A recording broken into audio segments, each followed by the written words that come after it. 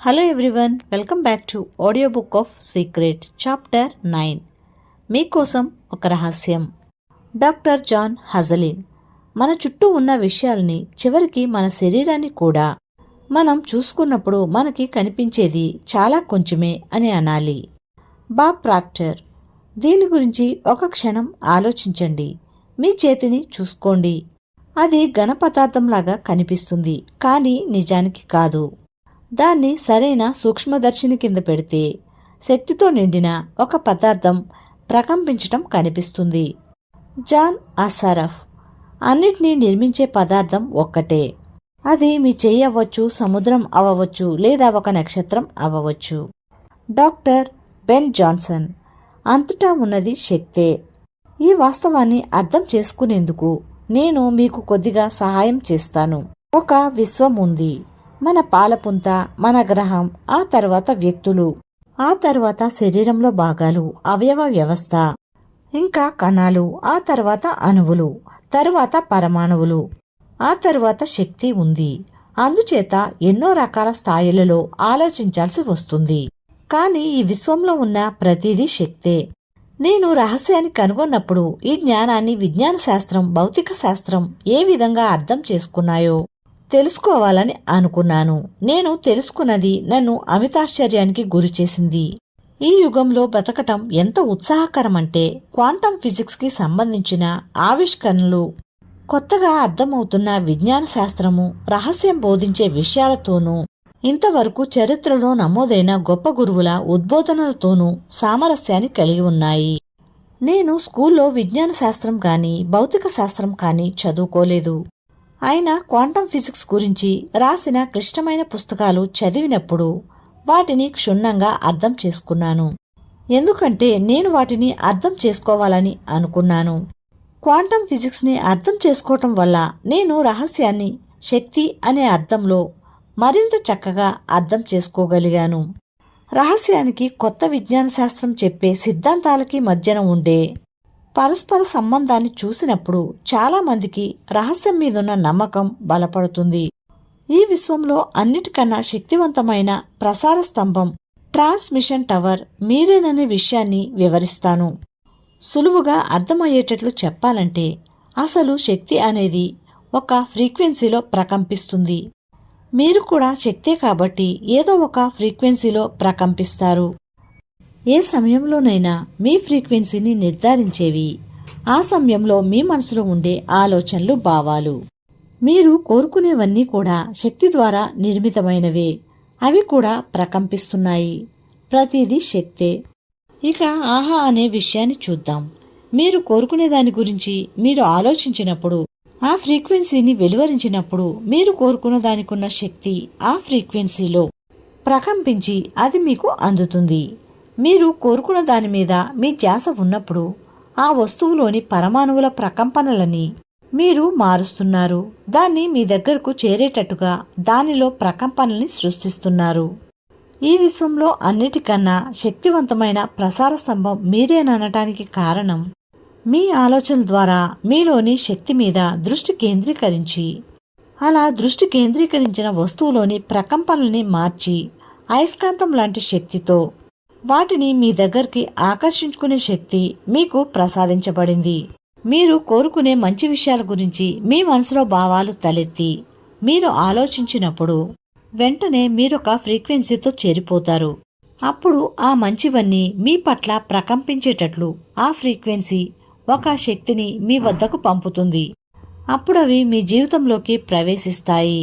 ఆకర్షణ సిద్ధాంతం సమానమైనవి పరస్పరం ఆకర్షించబడతాయని అంటుంది.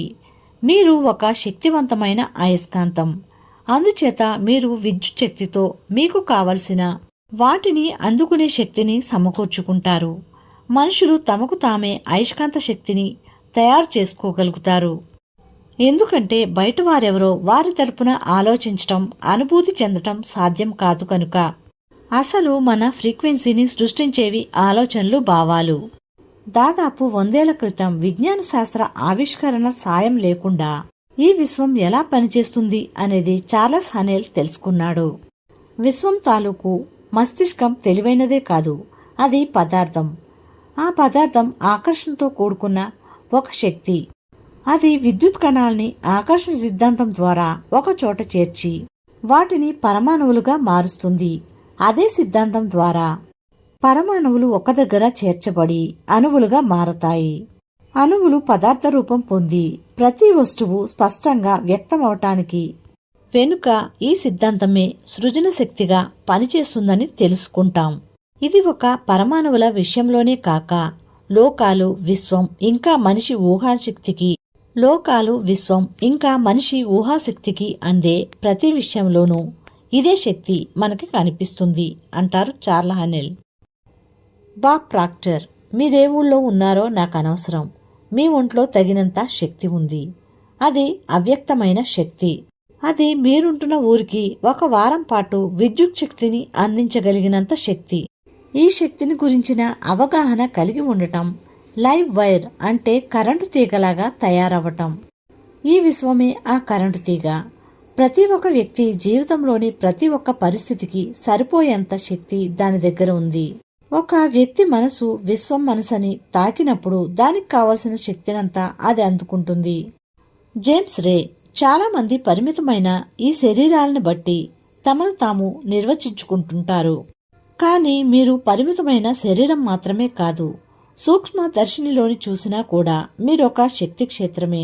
శక్తి గురించి మనకు తెలిసిన విషయం ఇది. ఒక క్వాంటం ఫిజిక్స్ శాస్త్రవేత్త దగ్గరకెళ్లి ఈ ప్రపంచాన్ని సృష్టించేది ఏది అని అడిగితే ఆ శాస్త్రవేత్త శక్తి అని జవాబు చెప్తాడు. అయితే శక్తిని వర్ణించటం సరే, దాన్ని సృష్టించటం, నశింపచేయటం సాధ్యం కాదు. అది ఎప్పుడూ ఉండేదే, ఎప్పటి నుంచో ఉన్నది. ఇంతకు ముందు ఉన్నవన్నీ ఎప్పుడూ ఉన్నవే. అది రూపొందుతుంది, రూపాన్ని పోగొట్టుకుంటూ మళ్ళీ రూపొందుతూ ఉంటుంది. మీరొక వేదాంతి దగ్గరికెళ్ళి అదే ప్రశ్న వేయండి, ఈ ప్రపంచాన్ని సృష్టించింది ఏది? వేదాంతి దేవుడు అంటాడు. సరే, దేవుణ్ణి వర్ణించండి. ఎప్పుడు ఉన్నాడు, ఉంటూనే వచ్చాడు. అతన్ని సృష్టించటం, నాశనం చేయటం సాధ్యం కాదు. ఎప్పుడు ఉండినవాడే ఎప్పుడు ఉంటాడు, నిరంతరం రూపొందుతూ ఉంటాడు. రూపాన్ని పోగొట్టుకుంటూ మళ్ళీ రూపాన్ని సంతరించుకుంటూ ఉంటాడు. చూసారా, ఒకే విధమైన వర్ణన, పరిభాషలోనే తేడా. అందుచేత మీ గురించి మీరు తిరుగుతున్న మాంసంతో చేసిన తోలుతుత్తి అనుకుంటే మళ్ళీ ఒకసారి ఆలోచించండి. మీరు ఒక ఆధ్యాత్మిక ప్రాణి. మీరు ఒక పెద్ద శక్తి క్షేత్రంలో పనిచేసే మరొక చిన్న శక్తి క్షేత్రం. ఇదంతా మిమ్మల్ని ఒక ఆధ్యాత్మిక ప్రాణిగా ఎలా తయారు చేస్తాయి? రహస్యాన్ని నేర్పించే సమయంలో ఆ ప్రశ్నకి సమాధానం నేను బోధించే విషయాల్లో ఒక గొప్ప భాగమని అనిపిస్తుంది. మీరు శక్తిని సృష్టించటం, నాశనం చేయటం సాధ్యం కాదు. శక్తి రూపాన్ని మార్చుకుంటుంది అంటే అది మీరే. మీలోని నిజమైన సారం, మీలోని స్వచ్ఛమైన శక్తి ఎప్పుడు ఉంది, ఎప్పుడు ఉంటుంది. మీరు లేకపోవటం అనేది ఉండదు. ఇంకా లోతుగా తరచి చూస్తే ఆ సంగతి మీకే తెలుస్తుంది. మీరు లేకుండా ఉండటం ఊహించగలరా? లేదు, ఊహించలేరు. ఎందుకంటే అది అసాధ్యం. మీరు శాశ్వతమైన శక్తి. విశ్వమంతా ఒకటే మనసు. Doctor John Hagelin. Quantum mechanics దీన్ని రూఢి చేస్తుంది. క్వాంటం కాస్మాలజీ, విశ్వ నిర్మాణ శాస్త్రం దీన్ని రూఢి చేస్తుంది. ఈ విశ్వం కేవలం ఆలోచన నుంచే ఉద్భవిస్తుందని, మన చుట్టూ ఉండే పదార్థమంతా ఆలోచన నుంచి దిగిన సాధనమేనని తెలుస్తుంది. ఆఖరికి మనం కూడా ఈ విశ్వం తాలూకు మూలాలమే. ఆ శక్తిని అనుభవం ద్వారా వేరుగా మనం తెలుసుకున్నప్పుడు మన అధికారాన్ని వినియోగించి మనం మరింత ఎక్కువగా సాధించుకోగలుగుతాం. దేన్నైనా సృష్టించండి. మన చైతన్యం పరిధిలో ఉండేదాన్ని దేన్నైనా తెలుసుకోండి. చివరికి అదే విశ్వం తాలూకు చైతన్యమని, అదే విశ్వాన్ని నడిపిస్తుందని మీకు అర్థమవుతుంది. అందుచేత ఆ శక్తిని ఏ విధంగా ఉపయోగించుకుంటామనే దాని మీద, సానుకూలంగానా వ్యతిరేకంగానా అనే విషయం మీద అది ఆధారపడి ఉంటుంది. అంటే ఆరోగ్యం దృష్ట్యా మన శరీరాన్ని, మన పరిసరాల్ని సృష్టించుకుంటాం. అంటే మనం సృష్టికర్తలం. మన భవిష్యత్తుకే కాదు, ఈ విశ్వం తాలూకు భవిష్యత్తుకు కూడా మనమే సృష్టికర్తలం. ఈ విశ్వాన్ని సృష్టించేది మనమే. అందుకని నిజానికి మనిషి సాధించే వాటికి హద్దులేవీ లేవు. లోతైన గణిత శాస్త్రాన్ని గుర్తించి దానిని ఎంతవరకు ఉపయోగించుకుంటాం, ఎంతవరకు మన శక్తిని ఉపయోగించుకుంటాం అనేది ముఖ్యం. మళ్ళీ అది నిజంగా పనిచేసేది మన ఆలోచన స్థాయిని బట్టి. చాలామంది గొప్ప గొప్ప గురువులు, అవతార పురుషులు ఈ విశ్వాన్ని డాక్టర్ హెజలిన్ వర్ణించినట్టే వర్ణించారు. ఒకే ఒక మనసు అంతటా ఉందన్నారు వాళ్ళు. ఆ మనసు లేని చోటంటూ లేదని కూడా అన్నారు. అది అన్నిట్లోనూ ఉంటుంది. ఆ ఒక్క మనసు మూర్తిభవించిన తెలివి, వివేకం మచ్చలేనిది. అన్ని చోట్ల అన్నిటిలోనూ ఒకేసారి నివసించగలదు. మరి అంతా విశ్వం అంతటా ఉన్న ఒకే ఒక మనసైతే, అదంతా అంతటా ఉంటే మరి అదంతా మీలోనూ ఉన్నట్టే. దీన్ని అర్థం చేసుకునేందుకు నేను మీకు సహాయం చేస్తాను. అంటే అన్ని రకాల సంభావ్యతలు ముందే ఉన్నాయన్నమాట. మొత్తం జ్ఞానం, అన్ని ఆవిష్కరణలు, భవిష్యత్తులో జరగబోయే అన్వేషణలన్నీ ఈ విశ్వం మనసులో సంభావ్యతల రూపంలో ముందే ఉన్నాయి. మనిషి మేధస్సు వాటిని వెలికి తీసేందుకు అవి ఎదురు చూస్తూ ఉన్నాయి. చరిత్రలోని అన్ని సృజనలు, అన్వేషణలు కూడా ఈ విశ్వం మనసులోంచి పుట్టినవే. అవి మనుషులు తెలిసి చేసినా తెలియకుండా చేసినా జరిగినది మాత్రం అదే. అయితే దాన్నెలా వెతికి తీస్తారు? దాని గురించి అవగాహన కలిగి ఉండటం ద్వారా మీరా పని చేస్తారు. అదేవిధంగా మీరు మీ అద్భుతమైన ఊహాశక్తిని కూడా ఉపయోగిస్తారు. మీ చుట్టూ ఉన్న అసంపూర్తి అవసరాలని గమనించండి. ఆ తర్వాత అవి పూర్తి అయితే ఎలా ఉంటాయో ఊహించండి. మీరు ఆ ఆవిష్కరణ కోసమో అన్వేషణ కోసమో ప్రయత్నించక్కర్లేదు. విశ్వమంతటా వ్యాపించి ఉన్న మనసు వాటి సంభావ్యతని కలిగి ఉంది. ఫలితం మీద మీ మనసును నిలిపి అవసరాన్ని పూరించే పని మాత్రం మీరు చేస్తే చాలు. అది రూపాన్ని సంతరించుకుంటుంది. అడగడం, అనుభూతి చెందటం, నమ్మటం మీ పని. అప్పుడు అదే మీ దగ్గరికి వస్తుంది. అంతులేనన్ని ఆలోచనలు ఉన్నాయి. మీరు వాటిని ఉపయోగించుకోవటం కోసం అవి ఎదురు చూస్తూ ఉన్నాయి. మీ చైతన్య శక్తిలోనే అన్నీ ఉన్నాయి. దైవికమైన మనసొకటే వాస్తవమైనది అంటారు చార్ల్స్ ఫిల్మోర్. జాన్ అసారఫ్. మనమందరం ఒకరితో ఒకరం సంబంధం కలిగి ఉన్నాం. మనం దానిని చూడం అంతే. బయట అక్కడ, లోపల ఇక్కడ అంటూ ఏమీ లేవు. ఈ విశ్వంలో అన్నీ ఒకదానితో మరొకటి సంబంధం కలిగి ఉంటాయి. అదే ఒక శక్తి క్షేత్రం. అందుచేత మీరు ఎలా చూసినా ఫలితం మాత్రం ఒక్కటే. మనమందరం కలిసి ఒక శక్తి క్షేత్రంలోని భాగం, లేదా ఒక విశ్వవ్యాప్తమైన మనసు, లేదా ఒకే ఒక చైతన్యం, లేదా ఒకే సృజనకి మూలంగా ఉన్నాం. మీరే పేరుతో పిలిచినా మనమందరం ఒకటి. మీరే పేరుతో పిలిచినా మనమందరం ఒకటి. ఇప్పుడు మీరు ఆకర్షణ సిద్ధాంతం గురించి మనమందరం ఒకటే అనే అర్థంలో ఆలోచించినట్లయితే మీరు అది ఎంత పరిపూర్ణమైనదో తెలుసుకోగలుగుతారు. ఒక వ్యక్తి గురించి మీ వ్యతిరేకమైన ఆలోచనలు మీకు మాత్రమే హాని కలిగించటానికి వెనక్కి ఎందుకు వస్తాయో మీకు అర్థమవుతుంది. మనమందరం ఒక్కటే. ఆ వ్యతిరేకమైన ఆలోచనలకి, భావాలకి మీరు ఉనికిని కలిగించకపోతే మీకు హాని జరగదు. ఎంచుకునే స్వేచ్ఛ మీకు దొరుకుతుంది. కానీ మీరు వ్యతిరేకమైన ఆలోచనలతో, భావాలతో ఉన్నప్పుడు అందరి మంచి నుంచి మిమ్మల్ని మీరు వేరు చేసుకుంటున్నారు. లోకంలో ఉన్న వ్యతిరేక భావాలన్నిటి గురించి ఆలోచించండి. వాటిలో ఒక్కొక్కటి భయంలోంచి పుట్టినవే అని మీరు తెలుసుకుంటారు. అవి వేర్పాటు నుంచి వస్తాయి. ఇతరుల నుంచి మీరు వేరుగా ఉన్నారనే ఆలోచన నుంచి వస్తాయి. పోటీ అనేది ఈ ఏర్పాటుకి ఒక ఉదాహరణ. ముందు అసలు మీకు పోటీ చేసే ఆలోచన ఉంటే అది కొరత అనే స్వభావం నుంచి వస్తుంది. ఎందుకంటే మీరు కొంతే సరఫరా ఉందని అంటున్నారన్నమాట. అందరికీ సరిపోయేటంత లేదని అంటున్నారు. అందుచేత వస్తువులు పొందటానికి మనం పోటీ చెయ్యాలి, పోరాడాలి. మీరు పోటీ చేస్తే ఎన్నటికీ గెలవలేరు. ఒకవేళ గెలిచానని మీరు అనుకున్న ఆకర్షణ సిద్ధాంతాన్ని అనుసరించి మీరు పోటీ చేస్తున్నప్పుడు ఎంతో మందిని, ఎన్నో పరిస్థితులని మీతో పోటీ చేయటానికి ఆకర్షించుకుంటారు. అది మీ జీవితంలోని ప్రతి దశలోనూ అలా జరుగుతుంది. చివరికి మీరు ఓడిపోతారు. మనమందరం ఒకటే. అందుచేత మీరు చేసే పోటీ మీతోనే అవుతుంది. పోటీ అనేదాన్ని మనసులోంచి తొలగించండి. సృజనాత్మకతని మనసులో నింపండి. మీ కలల మీద, మీ ఊహల మీద మీ మనసుని కేంద్రీకరించి సమీకరణంలోంచి పోటీని తీసివేయండి. ఈ విశ్వం అన్నిటినీ సరఫరా చేసే విశ్వవ్యాప్త సరఫరాదారు. అంతా విశ్వంలోంచే వస్తుంది. మనుషుల ద్వారా, పరిస్థితులు, సంఘటనల ద్వారా ఆకర్షణ సిద్ధాంతాన్ని అనుసరించి అది మీకు అందించబడుతుంది. ఆకర్షణ సిద్ధాంతాన్ని సరఫరా సిద్ధాంతమని అనుకోండి. అంతులేని సరఫరా నుంచి మీకు కావాల్సింది మీరు తీసుకునేందుకు ఈ సిద్ధాంతం సాయపడుతుంది.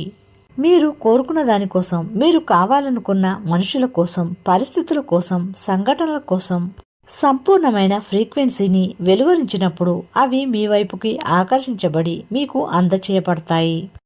మీరు కోరుకున్న దాన్ని మీకిస్తుంది మనుషులు కాదు. అలాంటి తప్పైన నమ్మకం మీకుంటే మీరు లోటుని అనుభవిస్తారు.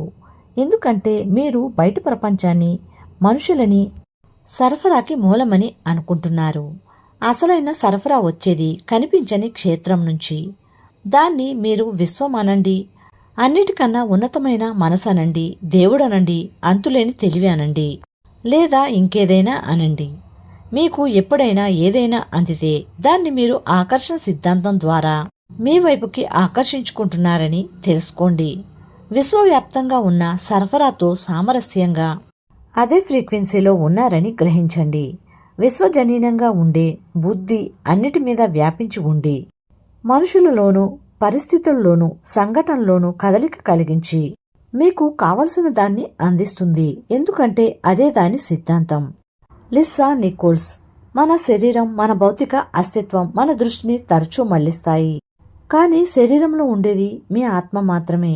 ఆ ఆత్మ ఎంత పెద్దదంటే అది ఒక గదంతా ఆక్రమించుకోగలదు. మీది శాశ్వతంగా నిలిచే ప్రాణం. దేవుడే మనిషిగా మీ రూపంలో ఉన్నారు. మీరు పరిపూర్ణతని కలిగి ఉన్నారు. Michael Bernard Beckwith. ధర్మ గ్రంథాలను బట్టి మనం దేవుడి రూపాన్ని సంతరించుకున్న ఆయన ప్రతికృతి అని చెప్పవచ్చు. విశ్వం తన గురించి తాను చైతన్యాన్ని పొందే విధంలో మనం మరో మార్గమని అనవచ్చు. ఎప్పటికప్పుడు వెల్లడయ్యే సంభావ్యతలకి మనం అంతులేని క్షేత్రాలమని అనవచ్చు. అవన్నీ నిజమే. మీరెవరు అనే దానిలో 99% కంటికి కనబడదు, స్పర్శకి అందదు అని అంటారు ఆర్బత్ మిస్టర్ పుల్లర్. భౌతికాయంలో ఉన్న దేవుడు మీరు. రక్తమాంసాలతో నిండిన మీ శరీరంలో మీరొక ఆత్మ. శాశ్వతంగా ఉండే ప్రాణం మీకు మీరు అని వ్యక్తీకరించుకోవటమే మీరు. మీరు ఈ బ్రహ్మాండంలోని ఒక ప్రాణి. మీరు శక్తితో నిండి ఉన్నారు. మీరు వివేకంతో నిండి ఉన్నారు. మీరు మేధస్సుతో నిండి ఉన్నారు. మీరు పరిపూర్ణులు. మీరు ఒక అద్భుతం. మీరు సృష్టికర్తలు. ఈ గ్రహం మీద మిమ్మల్ని మీరు సృష్టించుకుంటున్నారు. జేమ్స్ రే. అన్ని సాంప్రదాయాలు మీరు సృజనాత్మక మూలం నుంచే ఆ శక్తి రూపంలోనూ ప్రకృతిగానూ సృష్టించబడ్డారని చెప్తాయి. అంటే మీ దగ్గర మీ ప్రపంచాన్ని సృష్టించుకోగల శక్తి సామర్థ్యము ఉన్నాయన్నమాట. బహుశా మీరు ఇంతవరకు మీకు ప్రశస్తిని తెచ్చే ఎన్నో అద్భుతాలని సృష్టించి ఉండవచ్చు, ఉండకపోనూవచ్చు. మీరు ఆలోచించవలసిన ప్రశ్న, మీ జీవితంలో మీకు దొరికిన ఫలితాలు నిజంగా మీరు కోరుకున్నవేనా అని. అవి మీకు ప్రశస్తిని తెచ్చేవేనా? అలా కానట్టయితే వాటిని మార్చుకోవటానికి ఇదే సరైన సమయం కాదా? ఎందుకంటే అలా చేసే సామర్థ్యం మీలో ఉంది. మొత్తం శక్తి అంతా లోపల నుంచే వస్తుంది. అందుకే అది మన ఆధీనంలోనే ఉంటుంది అని అంటారు రాబర్ట్ కాలియర్. మీరు మీ గతం కాదు. Jack cornfield. చాలా మంది జీవితంలో అన్యాయానికి గురయ్యామని అనుకుంటూ ఉంటారు. పైగా గడిచిపోయిన సంఘటనల వైపు తరచూ వేలు చూపిస్తూ ఉంటారు. బహుశా దుర్భాషలాడే తల్లిదండ్రులతోనూ, సరైన పద్ధతిలో జీవించని కుటుంబాలలో పెరిగి పెద్దవాళ్లమవటం వల్లనేమో. చాలామంది మనోరోగ నిపుణుల అభిప్రాయం 85% కుటుంబాలు సరైన పద్ధతిలో జీవించనివే. అందుకని హఠాత్తుగా మీరు ప్రత్యేకమైన వ్యక్తినని ఏమీ అనుకోవక్కర్లేదు. చాలామంది తల్లిదండ్రులు తాగుబోతులు. మా నాన్న నన్ను దుర్భాషలాడేవాడు. నేను 6 ఏళ్ల వాడినై ఉండగా మా అమ్మ ఆయనకు విడాకులిచ్చింది. నా ఉద్దేశం ఏదో ఒక రూపంలో అందరి కదా ఇంతే. అసలు ప్రశ్న, మీరు ఇప్పుడేం చేస్తారు? దేన్ని ఎంచుకుంటారు? ఎందుకంటే మీరు దానిమీదే ధ్యాస పెట్టవచ్చు, లేదా మీకు ఏం కావాలో దానిమీదే దృష్టి కేంద్రీకరించవచ్చు. అందరూ తమకి కావలసిన దానిమీద దృష్టి కేంద్రీకరించడం మొదలు పెడితే వాళ్ళకి అక్కర్లేనివి వెనక్కి వెళ్ళిపోతాయి. వాళ్ళు కోరుకున్నవి విస్తరిస్తాయి. ఆ ఇంకో భాగం మాయమవుతుంది. జీవితంలోని చీకటి పార్శ్వం మీద ధ్యాస పెట్టే మనిషి గతంలో కలిగిన నిరాశ నిస్పృహల మీద, దురదృష్టం మీద మనసుని కేంద్రీకరించి జీవించే మనిషి భవిష్యత్తులో కూడా అటువంటి వాటి కోసమే ప్రార్థిస్తాడు. భవిష్యత్తులో మీరు దురదృష్టాన్ని తప్ప మరి దేన్ని చూడలేకపోయినట్టయితే మీరు అటువంటి దురదృష్టం కోసం ప్రార్థిస్తున్నారు. అది మీకు తప్పక దొరుకుతుంది అంటారు ఫెంట్రిస్ మాల్ఫోర్డ్. మీరు మీ గత జీవితాన్ని వెనక్కి తిరిగి చూసుకుని అప్పుడు ఎదుర్కొన్న కష్టాల మీదే దృష్టి కేంద్రీకరిస్తే ఈనాడు మీరు మరిన్ని కష్టమైన పరిస్థితుల్ని కొని తెచ్చుకుంటున్నారనే అర్థం. దాన్నంతా వదిలేయండి. అది ఏదైనా సరే మీకోసం అలా చెయ్యండి. ఎప్పుడో జరిగిన దానికి మనసులో కసిపెట్టుకున్నా, ఎవరినో నిందించినా అది మీకే హాని కలగచేస్తుంది. మీకు తగిన జీవితాన్ని సృష్టించుకోగల శక్తి మీరొక్కరికే ఉంది. మీరు కోరుకున్న దాని మీద కావాలని మనసు కేంద్రీకరిస్తే, మంచి భావాలని ప్రసరించడం మొదలు పెడితే ఆకర్షణ సిద్ధాంతం స్పందిస్తుంది. మీరు చేయవలసిందెల్లా ప్రారంభించటమే. అలా చేస్తే మీరు అద్భుతాలని విడుదల చేస్తారు. Lisa Nicholls. మీ భవిష్యత్తుకి మీరే నిర్మాతలు, మీరే రచయిత, మీరే కథ రాస్తారు. కలం మీ చేతిలోనే ఉంది. అందులోంచి మీరు ఏది కోరుకుంటే అదే వస్తుంది.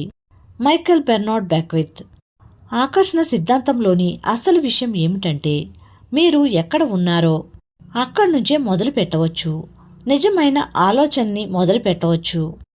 అదేవిధంగా మీలో సామరస్యతని, ఆనందాన్ని ఉత్పత్తి చేయటం ప్రారంభించవచ్చు. సిద్ధాంతం దానికి ప్రతిస్పందిస్తుంది. డాక్టర్ జో విటాల్. అయితే ఇప్పుడు మీకు రకరకాల నమ్మకాలు కలగటం ప్రారంభమవుతాయి. ఈ విశ్వంలో కావలసిన దానికన్నా ఎక్కువ ఉంది, లేదా నేను ముసలివాడిని అవటం లేదు, నా వయసు తగ్గుతుంది అనుకోవచ్చు. ఆకర్షణ సిద్ధాంతాన్ని ఉపయోగించుకుని మనకి కావలసినట్టుగా వాటిని మనం సృష్టించుకోవచ్చు. Michael Bernard బెక్విత్. మీ వంశానుగత లక్షణాల నుంచి, సాంస్కృతిక నియమాల నుంచి, సామాజికమైన విశ్వాసాల నుంచి మిమ్మల్ని మీరు విముక్తుల్ని చేసుకోవచ్చు. ఈ ప్రపంచంలో ఉండే శక్తి కన్నా మీలో ఉండే శక్తి గొప్పదని స్పష్టంగా చాటి చెప్పవచ్చు, నిరూపించవచ్చు. Doctor Fred Alan Wolf. ఇది చాలా బావుంది, కానీ నేను చెయ్యలేను అను. ఆమె నన్ను ఆ పని చెయ్యనివ్వదను. అతను ఎన్నటికీ నన్నలా చెయ్యనివ్వడను. ఆ పని చేసేందుకు కావలసినంత డబ్బు నా దగ్గర లేదను. ఆ పని చేసే శక్తి నాకు లేదను. నేనా పని చేసేటంత ధనవంతుని కాదు అను. నేను కాను, నేను కాను, నేను కాను, నేను కాను అని మీరు అనుకోవచ్చు. ప్రతి ఒక్క నేను కాను కూడా ఒక సృష్టే. నేను కాదు అనేటప్పుడు జాగరూకతతో ఉంటే మంచిది. అలా అనటం వల్ల మీరు ఏమి సృష్టిస్తున్నారో తెలుసుకోవటం కూడా మంచి పద్ధతి.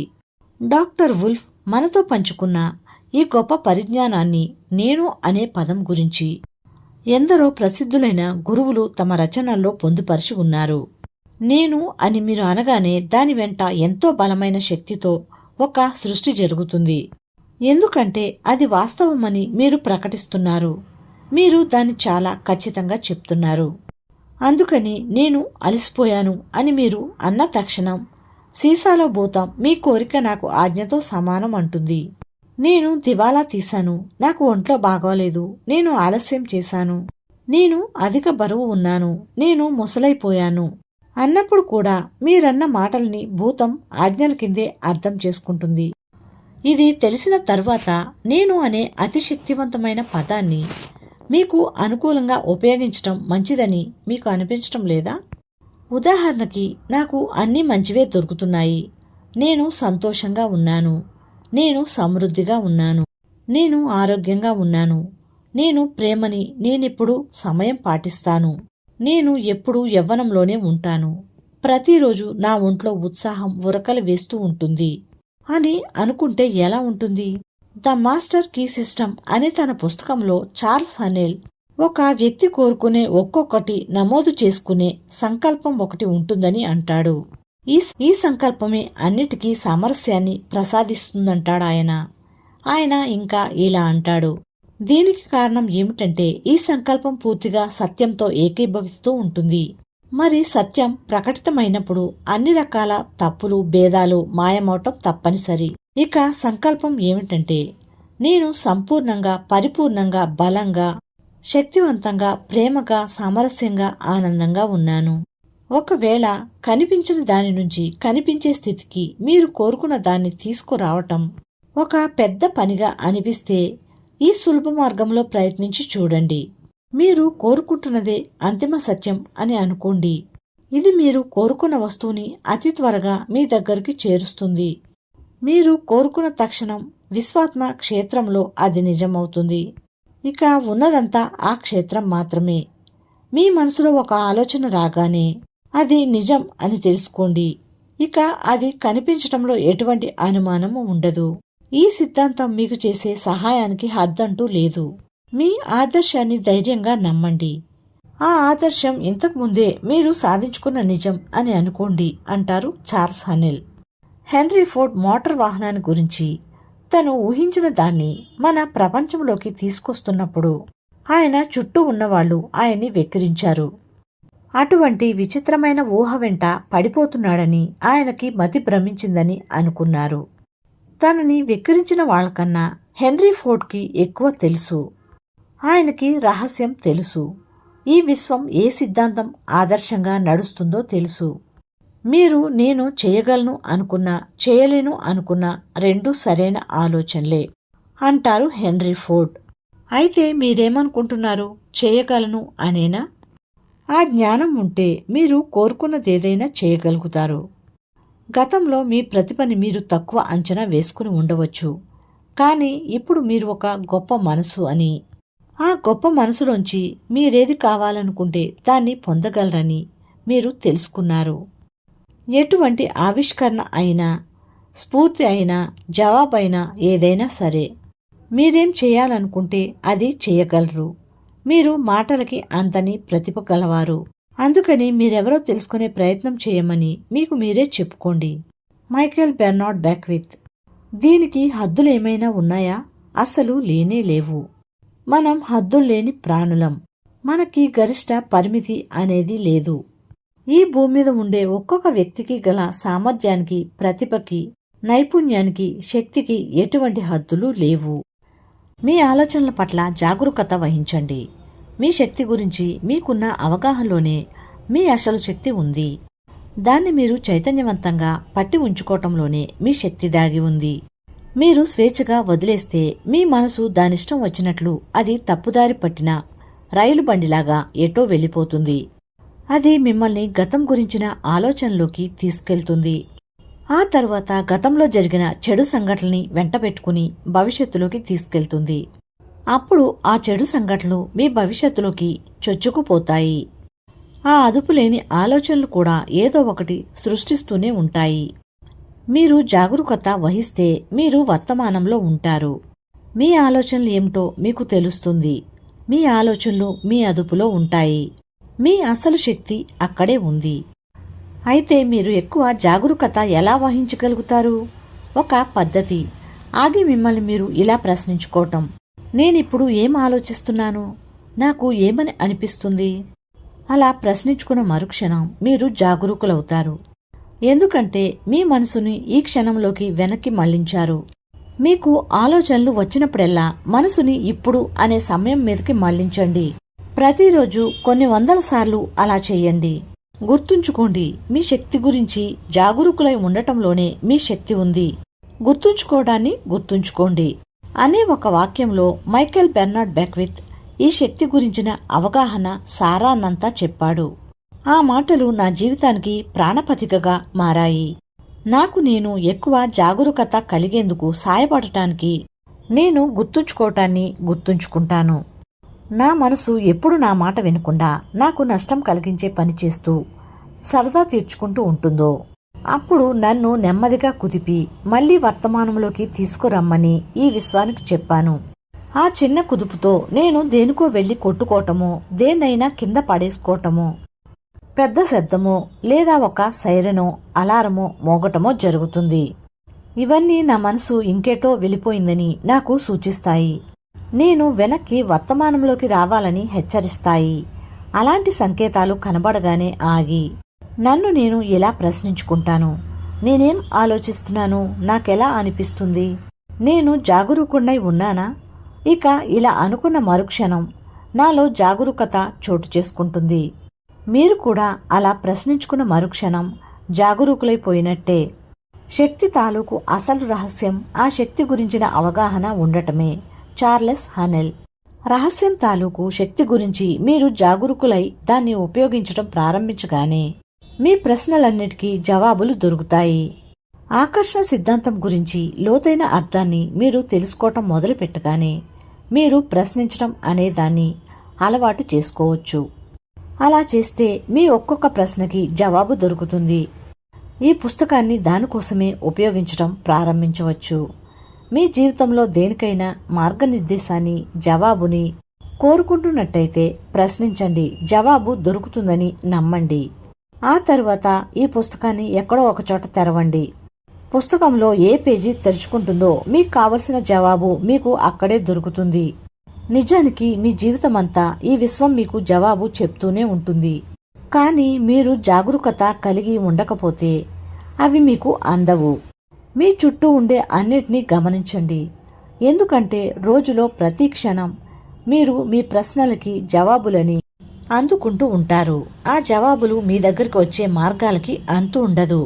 మీ దృష్టిని ఆకర్షించే ఒక వార్తాపత్రికలోని శీర్షిక రూపంలోనూ, ఎవరో మాట్లాడుతున్న మాటలు మీ చెవిని పడటం ద్వారానో, రేడియోలో వచ్చే ఒక పాటగానో, మీ పక్క నుంచి వెళ్తున్న ఒక ట్రక్కు మీద రాసి ఉన్న కొన్ని పదాలుగానో, లేదా హఠాత్తుగా కలిగే ఒక ప్రేరణగానో అవి మీకు అందే అవకాశం ఉంది. గుర్తుంచుకోండి, గమనించండి. నా జీవితంలోనూ ఇతరుల జీవితాల్లోనూ చూసి నేను తెలుసుకున్నదేమిటంటే, మన గురించి మనకి మంచి అభిప్రాయం ఉండదు. మనల్ని మనం పూర్తిగా ప్రేమించం. మనల్ని మనం ప్రేమించకపోతే మనం కోరుకున్నవి మనకి దూరంగా ఉండిపోతాయి. మనల్ని మనం ప్రేమించడం లేదంటే మనం అన్నిటినీ మనకి దూరంగా తోసేస్తున్నామనే అర్థం. మనకి కావలసినవన్నీ, అవి ఏమైనా సరే, ప్రేమ చేత ప్రేరణ పొందుతాయి. ఆ వస్తువులని సొంతం చేసుకోవటం ద్వారా ప్రేమ అనే అనుభూతికి మనం గురవుతాం. అవి యవ్వనం, డబ్బు, పరిపూర్ణ వ్యక్తిత్వం, ఉద్యోగం, శరీరం, ఆరోగ్యం ఏవైనా కావచ్చు. మనం ప్రేమించే వాటిని ఆకర్షించుకునేందుకు మనం ప్రేమని ప్రసరింపచేయాలి. అప్పుడవి వెంటనే మన ముందు ప్రత్యక్షమవుతాయి. ఇందులో ఒక కిటుకుంది. ప్రేమ తాలూకు అన్నిటికన్నా హెచ్చు స్థాయి ఫ్రీక్వెన్సీని ప్రసారం చేయటానికి మిమ్మల్ని మీరు ప్రేమించాలి. అది చాలా మందికి కష్టం అనిపిస్తుంది. మీరు బయట విషయాల మీద దృష్టి ఉంచి ఇప్పుడు కనిపించేదాన్ని మాత్రమే చూస్తే మీరు పొరబడే అవకాశం ఉంది. ఎందుకంటే ఈ క్షణాన మీ గురించి మీరు చూసేదే, అనుభవించేదే ఇంతకు ముందు ఉండిన మీ ఆలోచనల ఫలితమే. మిమ్మల్ని మీరు ప్రేమించకపోతే మీలో మీరు కనిపెట్టిన వ్యక్తిలో మీకు అన్ని తప్పులే కనిపిస్తాయి. మిమ్మల్ని మీరు పూర్తిగా ప్రేమించాలంటే మీలోని ఒక కొత్త పరిమాణం వైపు మీరు మీ దృష్టిని కేంద్రీకరించాలి. మీలోని ఉండే ఉనికిని గుర్తించాలి. ఒక క్షణం కదలకుండా కూర్చోండి. మీలో ఉన్న జీవశక్తిని అనుభూతి చెందండి. లోపల ఉనికిని తెలుసుకోవటం మీద ధ్యాస ఉంచగానే అది తనను తాను మీ ముందు సాక్షాత్కరించుకుంటుంది. అది ఒక స్వచ్ఛమైన ప్రేమతో కూడుకున్న బ్రహ్మానంద స్థితి. అదే పరిపూర్ణత. ఆ ఉనికే మీలోని పరిపూర్ణత. ఆ ఉనికే నిజమైన మీరు. మీరు ఆ ఉనికి మీద దృష్టి కేంద్రీకరిస్తే, దాన్ని అనుభవిస్తే, ప్రేమిస్తే, ప్రశంసిస్తే మిమ్మల్ని మీరు పూర్తిగా ప్రేమించుకోగలుగుతారు. బహుశా మీ జీవితంలో మొట్టమొదటిసారి అలా జరగవచ్చు. మిమ్మల్ని మీరు ఎప్పుడు పరికించి చూసుకున్నా వెంటనే మీ దృష్టిని మీలోని ఉనికి మీద కేంద్రీకరించండి. అప్పుడు దాని పరిపూర్ణత తనంతట తానే మీ ముందు ప్రత్యక్షమవుతుంది. మీరిలా చేస్తే ఇంతకుముందు మీ జీవితంలోని లోటుపాట్లన్నీ మాయమవుతాయి. ఎందుకంటే ఉనికి ఉన్న చోట ప్రకాశం ఉంటుంది. అక్కడ అసంపూర్ణతలు ఉండలేవు. మీకు చక్కటి కంటిచూపుని మళ్లీ పొందాలని ఉన్నా, అనారోగ్యాన్ని వదిలించుకోవాలని ఉన్నా, ఆరోగ్యాన్ని తిరిగి పొందాలని ఉన్నా, పేదరికాన్ని సమృద్ధిగా మార్చుకోవాలని ఉన్నా, వృద్ధాప్యాన్ని క్షీణించటాన్ని వెనక్కి తిప్పాలని ఉన్నా, ఏ రకమైన వ్యతిరేకత అయినా తుడిచిపెట్టేయాలన్నా మీలో ఉన్న ప్రేమ మీద, ఉనికి మీద దృష్టి పెట్టండి. పరిపూర్ణత ప్రత్యక్షమవుతుంది. అంతిమ సత్యం ఏమిటంటే, నేను అనేది పరిపూర్ణమైనది, సంపూర్ణమైనది. నిజమైన నేను ఆధ్యాత్మికత గలది, అందుచేత పరిపూర్ణత లేకుండా ఉండలేదు. దానిలో ఎటువంటి కొరత, హద్దు, అనారోగ్యము ఉండవు అంటారు చార్లెస్ హానెల్. ఇక ఈ చాప్టర్లో మెయిన్ పాయింట్స్ ఏమిటంటే, అంతా శక్తే, మీరొక శక్తిగల అయస్కాంతం. అందువల్ల మీరు విద్యుత్ శక్తిలాగా అన్నిటినీ మీకేసి ఆకర్షించుకుంటారు. మీరు కోరుకున్న వాటన్నిటినీ విద్యుత్ శక్తితో మీ వైపుకి తెచ్చుకుంటారు. మీరు ఒక ఆధ్యాత్మిక జీవి. మీరు శక్తిని సృష్టించటం, నాశనం చేయటం సాధ్యం కాదు. అది రూపాన్ని మార్చుకుంటుంది అంతే. అందుకని మీలోని స్వచ్ఛమైన సారం ఎప్పుడు ఉంది, ఎప్పుడు ఉంటుంది. ఈ విశ్వం ఆలోచనలోంచి జనిస్తుంది. మన భవిష్యత్తుని సృష్టించుకోవటమే కాక మనం ఈ విశ్వాన్ని కూడా సృష్టిస్తాం. అంతులేనన్ని ఆలోచనలు మీకోసం సిద్ధంగా ఉన్నాయి. జ్ఞానం, ఆవిష్కరణలు విశ్వజనీనమైన మస్తిష్కంలో సంభావ్యతల రూపంలో ముందే ఉన్నాయి. మనిషి మేధస్సు వాటిని వెలికి తీసుకురావాలని అవి ఎదురు చూస్తూ ఉన్నాయి. అంతా మీ చైతన్యవంతమైన మనసులోనే ఉంది. మనమందరం ఒకరితో ఒకరం ముడిపడి ఉన్నాం. మనమందరం ఒకటే. మీ గత జీవితంలోని కష్టాలని వదిలేయండి. సంస్కృతి నియమాలని, సామాజిక ఆచారాలని వదిలేయండి. మీకు తగిన జీవితాన్ని సృష్టించుకోగలిగిన వారు మీరొక్కరే. మీ కోరికల్ని ప్రత్యక్ష రూపంలో చూడటానికి దగ్గర దారి మీరు కోరుకున్న వాటిని అంతిమ సత్యాలని అనుకోవటమే. మీ శక్తి మీ ఆలోచనలోనే ఉంది. అందుచేత జాగరూకత వహించండి. ఇంకోలా చెప్పాలంటే గుర్తుంచుకోండి.